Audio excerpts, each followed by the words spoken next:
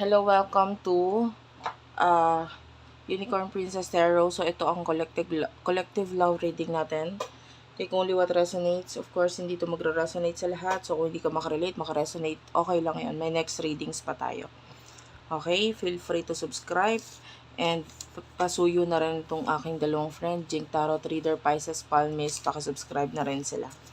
Start na natin ang reading. By the way, i-ring ko lang ang bell to cleanse the energy bago tayo magsimula. Okay?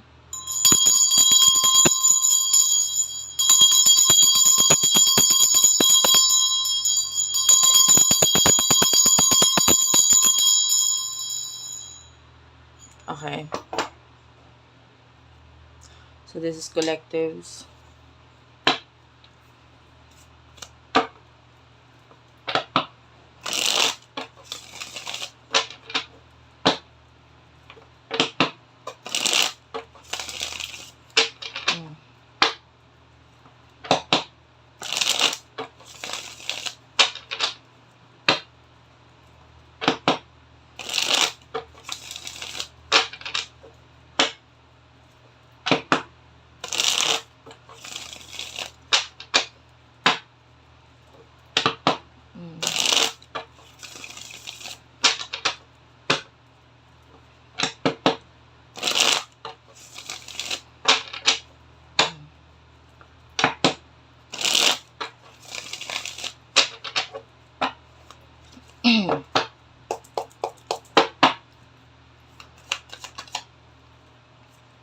King of Swords,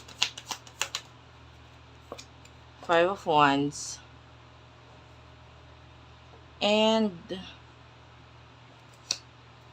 one more card for collectives. Two of Coins and the Two of Swords. Okay.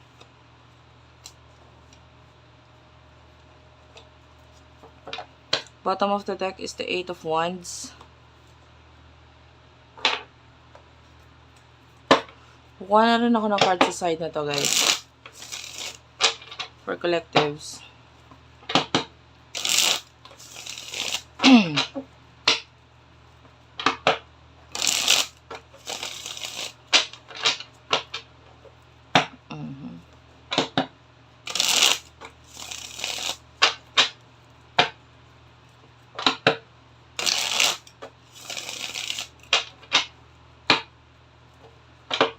For collectives. Okay, thank you, Spirit Guides, Angel Guides.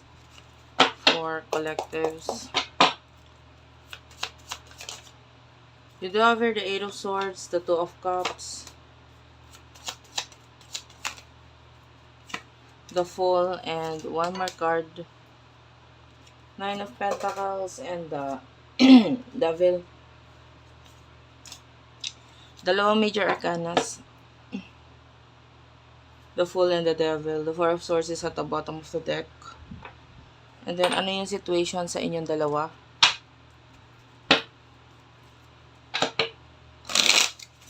Sana mag-comment kayo sa baba. Kahit po heart-heart lang, smileys, malaking bagay yun sa akin. The situation sa inyong dalawa ng person na ito.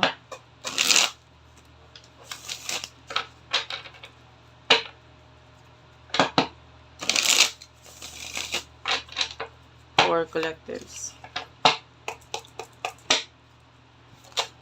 Situation you do have here, love affair. And one more card. Bottom of the deck is the receipt.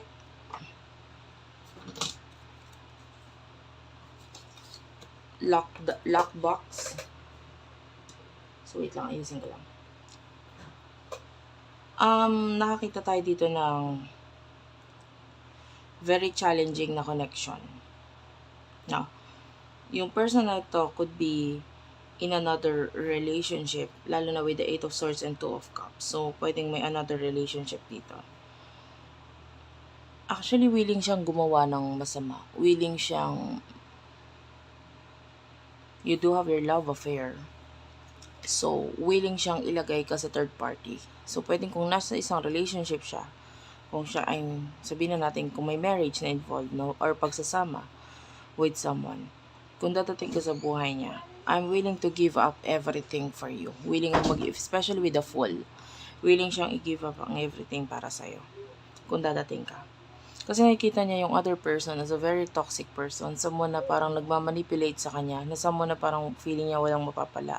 Itong relationship namin. Wala akong nakikitang growth dito sa person ko. Itong person na to wants 9 of Pentacles. Gusto niya ng success, gusto niya ng money, gusto niya ng everything. No? Every material thing in life. This person wants to be successful. Pero nakikita niya na parang medyo malabo or mahirap na makamit yung success na yun with the person na meron siya ngayon. And you do have here the lockbox. So, your person is trapped. And itong trap connection, yung pagka-trap niya is nagbibigay sa kanya ng frustrations. Hindi siya masaya, hindi siya happy. And kaya madali lang para sa kanya na sumama sa'yo dahil na rin sa mismong sitwasyon niya. And then ikaw, I feel like you want to, parang ilaban itong pagkagusto mo dito sa person na ito, pero maaaring hindi mo yun pinapakita with the Knight of Swords. Nagmamatigas ka with the Two of Swords kasi maybe you want decision, yung totoong, yung gusto mong marinig sa taong to yung decision niya, yung malaman yung decision niya. Maybe with the Two of Coins, you are focusing sa iyong priorities for now. Maybe may kinalaman niya sa family with the Eight of Wands. So, the Ten of Cups is here. So, pwede may kinalaman sa usaping pamilya. And maybe may kinalaman sa usaping future. So, inaayos mo yung present moment mo for the future. And, sa emotion, pwedeng nilalabanan mo rin yung emotion mo para dito sa taong to. Pero gusto mo rin siyang ilaban. But, gusto mo muna ng patunay or pruweba na itong person na ito is like, you want gusto mo makipag-usap sa kanya and may settlement or maayos na pag-uusap. Kumbaga, kung magkakaroon ng ending sa inyo kung magkakaroon ng ending sa kanya at dun sa isang person niya, yung gusto mo na pag-usapan nila ng maayos, ayaw mo na bigla ka na lang susulpot na parang kang kabote sa buhay niya. Yung parang gusto mo yung may pag-uusap na sila, na okay na sila, natapos na yung relasyon, and then pwedeng may usap na lang sa kung paano ang gagawain. Parang ganun, kung may mga children na involved. So, yun lang yung hinihintay mo. Okay? Because sa ilalaban mo itong taong to. It's just that, kailangan mo rin na may pinanghahawakan ka. So, emotion. What is your emotion for your person?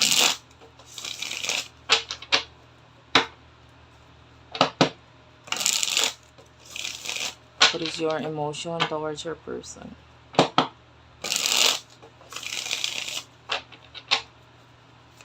Emotion for your person, Spirit Guides, Angel Guides. Seven of Swords is here. Ace of Wands. Okay, maling card yung nagamit ko, but maybe there's something here na gusto sabihin sa'yo. Kasi, emotions mo dapat ito eh. Pero yung card na nagamit ko para sa kanya. And, ang gagamitin ko naman sa side niya is yung card mo. Emotion naman. Kasi yung iba sa inyo, pwedeng this is your side. And then yung iba sa inyo, ito yung side mo. So, pwedeng ganun. The Three of Wands. Page of Cups. Okay, bottom of the deck is the Knight of Wands. So, emotion mo para sa kanya.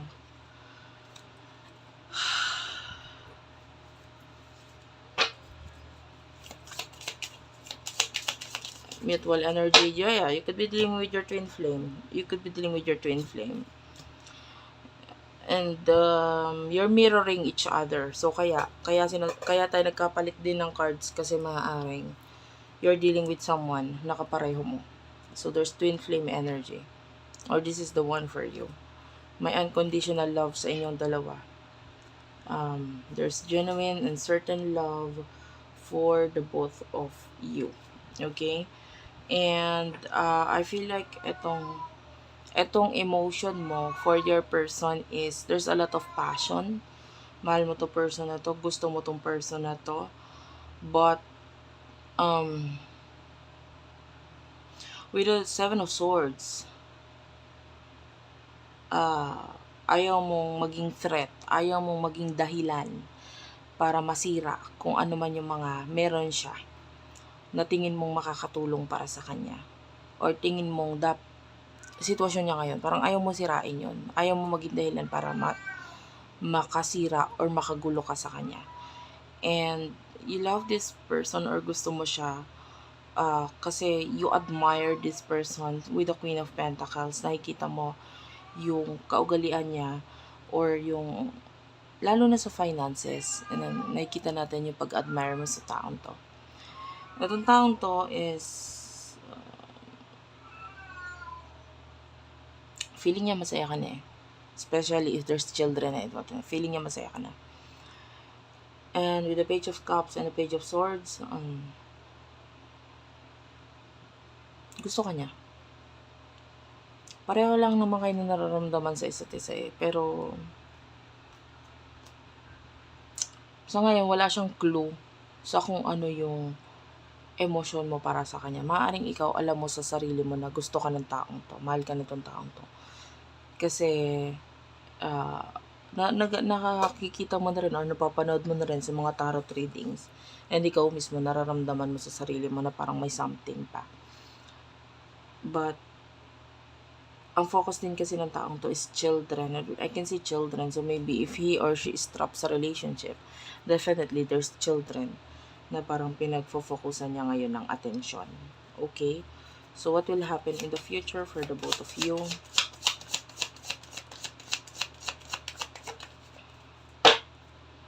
The Ten of Swords is at the bottom of the deck. The Eight of Cups.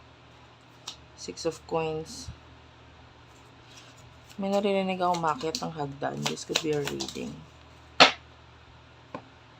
In the future, you do have here the Two of Swords, Seven of Pentacles, and the King of Pentacles.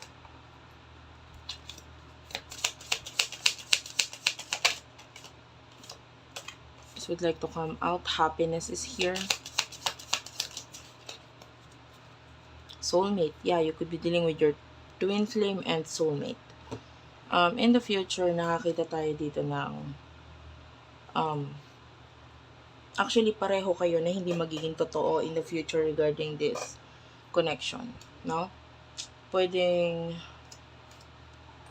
ipakita ninyo sa bawat isa na masaya kayo, masaya ka, masaya siya. Pwedeng makita mo rin sa kanya yon regarding sa mga different life na meron kayo. Especially yung iba sa inyo, pwedeng meron ka ring ibang karelasyon.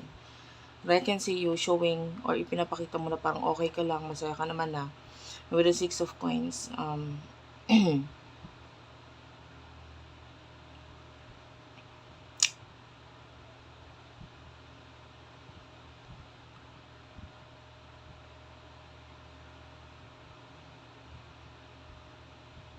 I feel like may mga gusto ka pa rin i-offer or ibigay dito sa person na ito. Regarding sa connection niya, there's walang nangyayari. Like, there's distance, ending na nangyayari sa inyo. And there's something na nag-e-end pa sa'yo in the future. Sa sarili mo ba, maybe may kinalaman sa career yon or what. Anyway, ito person na ito, in the future, nakakita tayo na hindi siya makapag-decide dahil sa mga taong nasa paligid niya. But there's a decision na kailangan niyang gawin. With the Seven of Pentacles,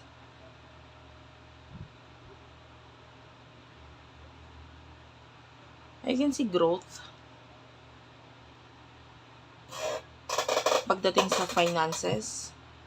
So, pwedeng ito yung maging dahilan kung bakit magiging masaya siya because of financial growth, financial, pagdating sa kanyang career.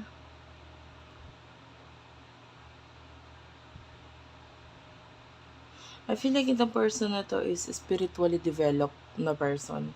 Hindi siya kayang saktan nino man. Spiritually or what. Kasi protektado siya eh. Pwedeng may mga sinusuot siyang mga pangontra, anting-anting, etc. Kasi nakikita natin hindi siya malapitan ng masama eh. But anyway, pagdating sa relationship or sa connection ninyo, ah, pwedeng in a way, masaya naman kayo kung nasaan kayo. So, kahit wala yung person nito, diba? You're still happy. And then, kahit wala naman siya sa'yo, masaya rin naman siya. So, actually, ganun lang, okay lang naman yun. Dahil sa twin flame connection, especially, hindi nyo kailangan talaga ipilit ang connection. Minsan, kailangan i-let go nyo lang. Hayaan nyo lang na dumating sa buhay mo kung para sa'yo talaga. And hayaan niya lang rin na dumating ka sa buhay niya kung para ka sa kanya talaga. Okay? Maybe this is not yet the right time, pero time will come and when you're both ready. Pero sa ngayon, hindi pa kasi ready ang bawat isa sa inyo. Thank you for watching. I love you all and bye-bye.